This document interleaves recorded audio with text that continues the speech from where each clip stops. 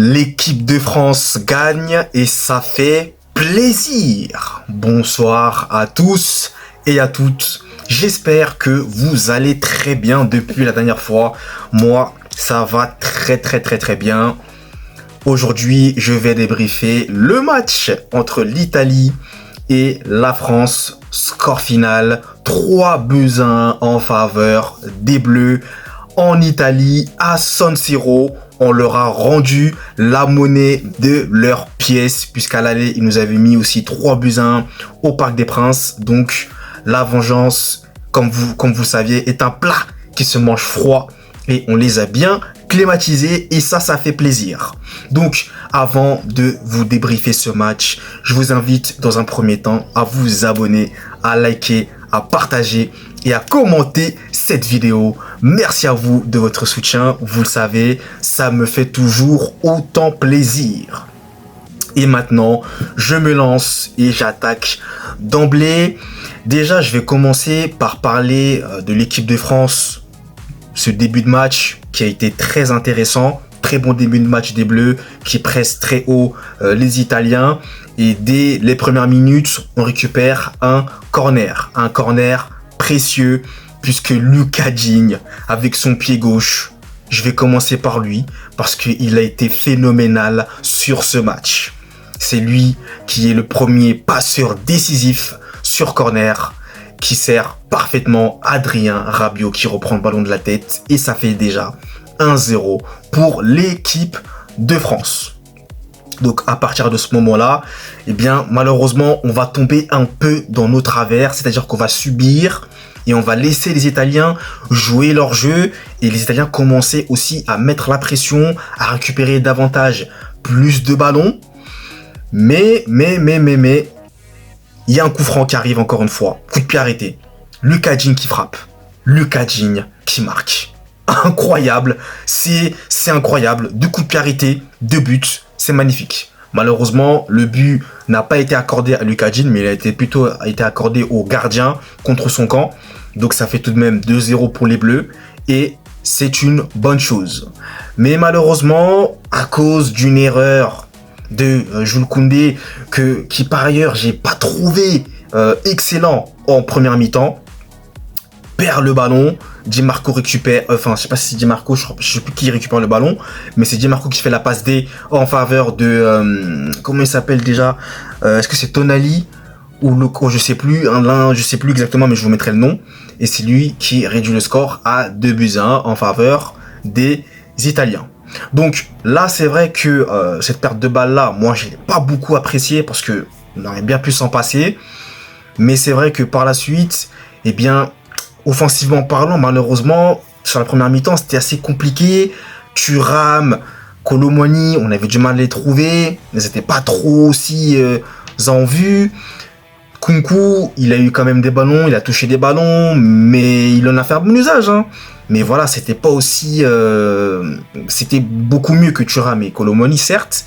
Mais voilà, j'aurais quand même voulu davantage plus d'animation offensive. Malheureusement, ça n'a pas été le cas.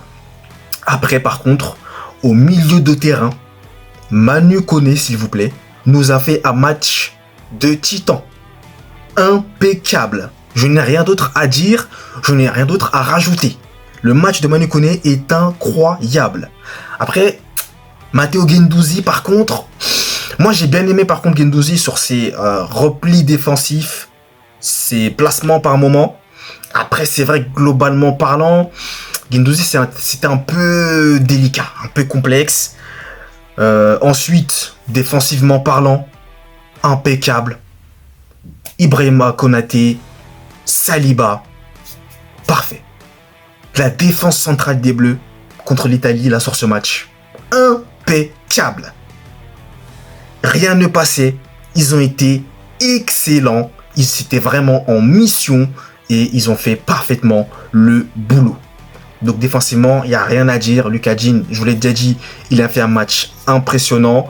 Et d'ailleurs, pour parler de lui et continuer sur lui, il est à nouveau passeur décisif sur le 3e but. Encore une fois, un coup franc obtenu par Marcus Thuram, donc grâce notamment à sa bonne conservation du ballon, il a réussi ensuite à récupérer le coup franc, voilà, très très intelligemment.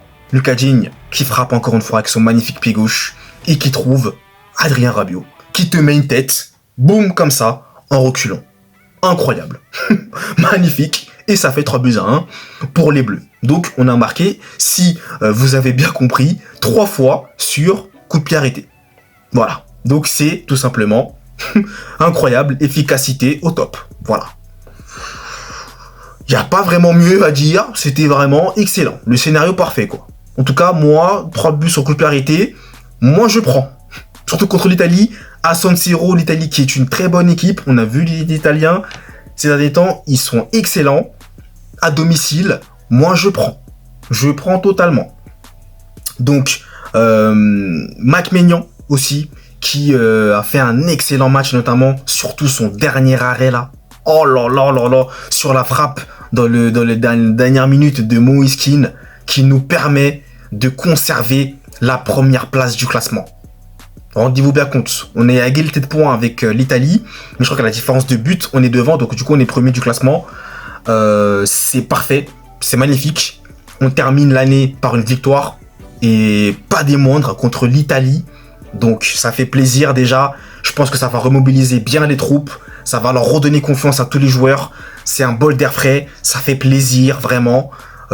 C'est pas tous les jours que je le dis cette année concernant l'équipe de France, mais là, cette victoire-là, moi, je prends, je signe tout ce que vous voulez. Donc, au final, on n'affrontera pas en quart de finale l'Allemagne, l'Espagne ou le Portugal, mais on aura des adversaires beaucoup plus abordables, je dirais, pour les quarts de finale. C'est une bonne chose. Donc, d'après ce que j'ai pu comprendre, on n'aura pas l'Italie, plutôt on aura la Croatie, les Pays-Bas et 2 autres équipes dont j'ai oublié les adversaires potentiels, donc des Bleus, en quart de finale, donc qui se joueront donc en mars prochain. Et ça fait plaisir. Voilà, ça fait plaisir. C'est bien. On termine l'année comme ça. Donc, moi, je suis très content. Après, c'est vrai que dans le jeu, pour conclure là-dessus, dans le jeu, il y a encore des choses à améliorer. Je suis pas satisfait. Je trouve que c'est quand même insuffisant. On peut mieux faire. Mais ça n'a pas été non plus horrible, quoi. Après, c'est vrai que offensivement, hein, je vous l'ai déjà dit, c'était pas non plus fameux. On avait quand même beaucoup de mal. On n'a pas beaucoup frappé, en fait. Je crois quasiment, il y a peu de frappe quasiment, en fait, de nos attaquants. Et je crois qu'on a frappé 3 fois au but. Et 3 fois qu'on a frappé, c'était des coups de pied arrêtés.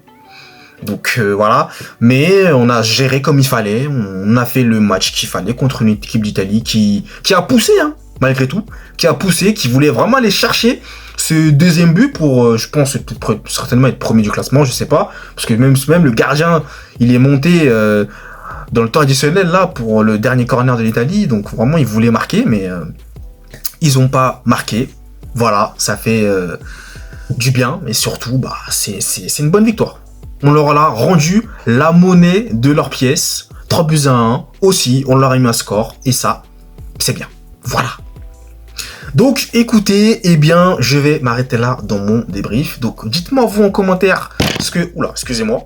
Dites-moi vous en commentaire ce que vous avez pensé de ce match. Je serai impatient de lire vos commentaires. Et nous, vous le savez, on se retrouve très très vite pour de nouvelles vidéos. D'ici là, passez une très bonne fin de soirée. Allez! Peace!